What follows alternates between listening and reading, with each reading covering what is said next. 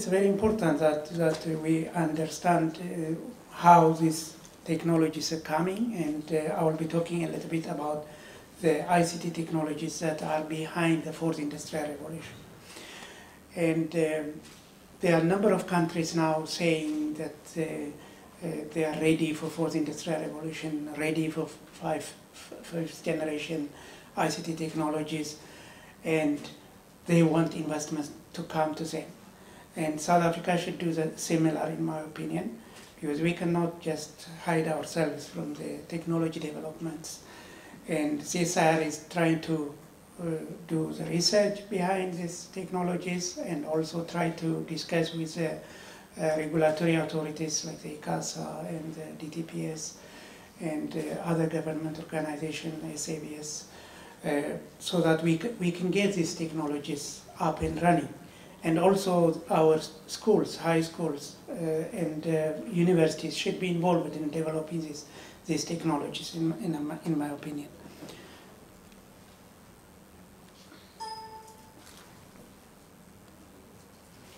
So the themes I will be talking about will be, what is the definition of fourth industrial revolution? In my opinion, the definition is it's a consolidated, multidisciplinary, advanced industry ecosystem and societal services. And we would like to see then which are the technologies which are going to enable this consolidated industry ecosystem. I'll look more on the fifth generation ICT technologies, but other technologies have been discussed yesterday and the day before also. One of the main factors in making sure that we have the technologies up and running in any country is to have the expert human capacity developed. And how do we do it? At the CSIR, we are trying to do test beds so that we can invite university students, and we can invite the regulatory authorities, and we can invite the other government sectors so that they can come and see the future technologies and test in a realistic environment, but in a controlled campus, which we call a smart campus environment.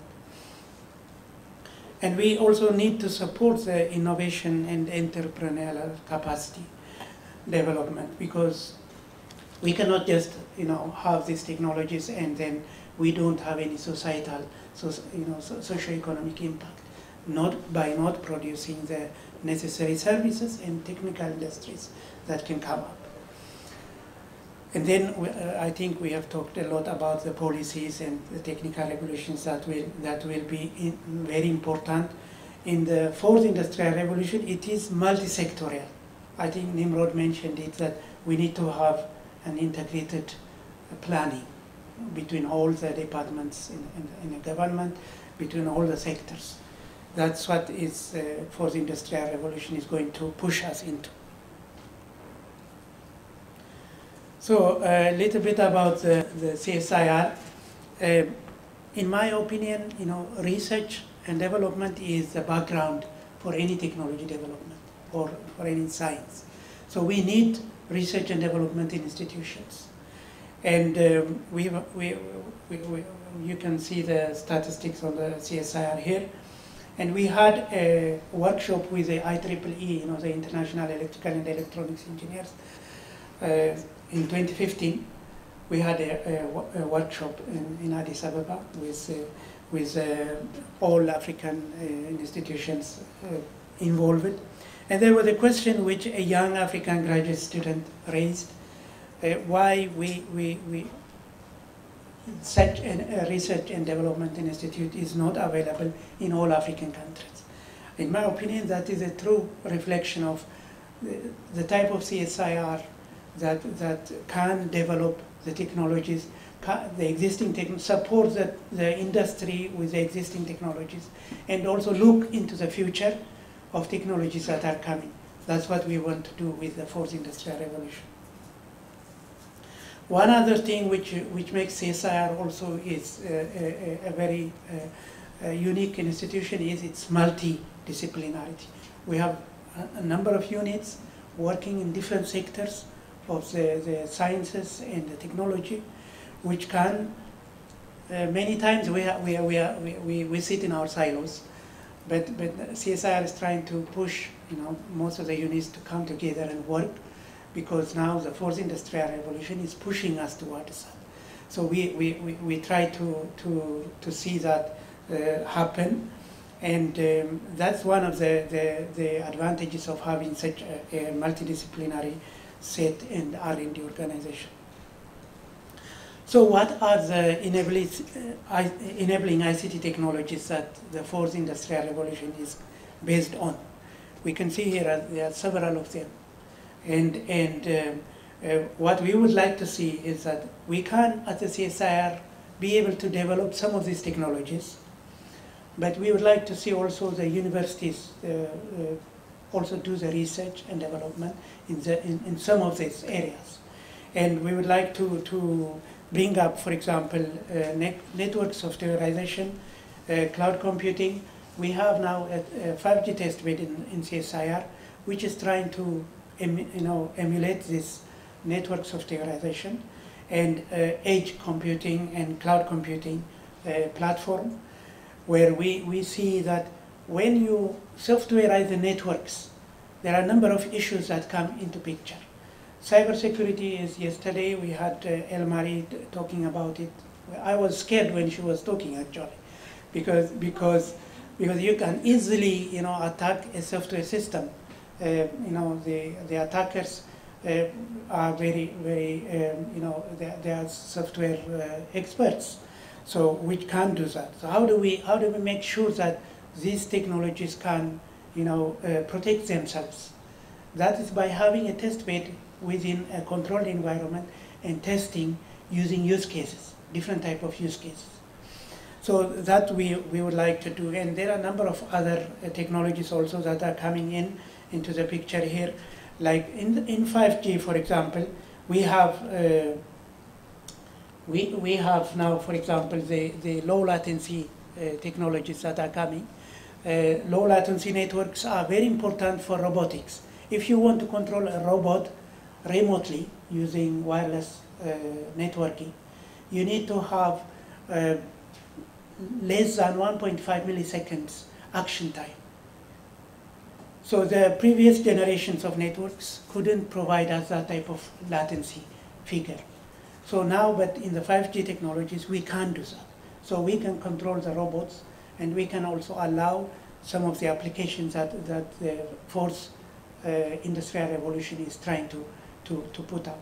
So we can do those tests with control test beds. And the other one is the smart interconnected sensors. We try now in the CSIR a smart campus concept, where we can do sensors placed in different environments and get the censored environment output and collect the data and make decisions based on that. So all this can be done. But talking about the ICT technologies around, and at the same time also, we need to do the digital inclusion. The digital inclusion is one of the, the CSIR has a mandate to support the South African society develop in socio-economically. But not only the urban areas, the rural areas and the underserved areas have to be supported. So how do we make sure that these technologies, when they come in, they not only support the urban affluent areas only. So that's also one area that we are looking at, and we have, for example, a number of technologies that are developed. One of the technologies that does this is disrupting the cellular environment, the cellular network environment, with new networking technologies. That is possible when we use spectrum toolboxes. Spectrum toolboxes are also very much important for the 5G, the network technologies. So those are the things that we would like to do, and we would like to see that also multi-sectoral policies come in. With ICASA, we are working with development of new policies. So we call 5G ICT standards as a technology for the fourth industrial revolution. And there are three pillars of this technology. One is enhanced mobile broadband, which could give us gigabit networks where we can stream high definition videos over a network. And the next one is ultra reliable, low latency communications, which will make sure that we have the robots can be controlled reliably and with actionable time, to be controlled. Like, there are now applications that are being envisaged that a medical doctor in a city can do operations in a rural area. So how can you do that? Only with type of technologies that can give us low latency and reliable communication networks. And then, as I said before, we are building this 5G testbed, which can do relevant use cases. I'll talk about the relevant use cases. The reason why we talk about relevant use cases is that there are use cases that are being developed which are not relevant for the society. One of the experience I have is that we had students from different universities coming and engaging in games development. Games development can teach students to solve problems easily. But when we were looking into the games that were developed, most of the students developed war games. And there was a question that we raised to them, there are so many issues to solve, like the environmental issues, the transportation issues, the health issues. Why didn't you concentrate on those issues? And you need to make sure that young people focus their attention into the problems that we are being challenged every day, instead of them looking into easy ways of developing their software program. They are very smart guys. You could imagine those games that they have developed was very important, but we try to tell them the problems that the world has is not about war games. It's about the environmental issues. It's about the health issues. It's about the transportation. It's about financial issues. So we would like to push them towards that. And 5G ICT is now being predicted that in 2035 the global 5G ICT ecosystem will together with the fourth industrial revolution will generate a 3.5 trillion output. But we need to benefit out of it. See, the problem in Africa is that we are becoming buyers of the technology because we don't have research and development. When I left Ericsson in Sweden, my boss came and told me that there's no research in Africa. Why do you want to go back to Africa? And the reason that he said that it is the research and development is the base for developing these new technologies. He knows about it. But since we don't have research and development in Africa, we are only buyers of the technologies. We need to develop those technologies within Africa. So that's only possible by investing in research and development. So the 5G ICT ecosystem actually touches most of the social value platforms, the technologies that are important for medical cares and the transportation, entertainment, as I said before, in the energy sector, utilities, water sector, all of them are touched by this 5G ICT ecosystem. So we need to develop our capabilities. The CSIR is trying to make sure that we have global collaboration on these issues, but at the same time also develop the technologies, involve in the standards also, in the different standards in the technology area. So the technologies, as I said before, are the main pillars of the technology for the 5G ICT ecosystem are three: enhanced mobile broadband, massive machine-type communications, which is the sensors all over, and then there is also ultra-low latency, as I said, supporting the actionable things. But there is something that we at the CSIR are very proud of saying, that we are working with the affordable broadband problematic, because connectivity is the most important factor that will make sure that we have digital inclusion. So to make that happen, we have worked with industry like the Google and Microsofts to develop test beds to show that there are other networks which are affordably can provide broadband internet to rural communities.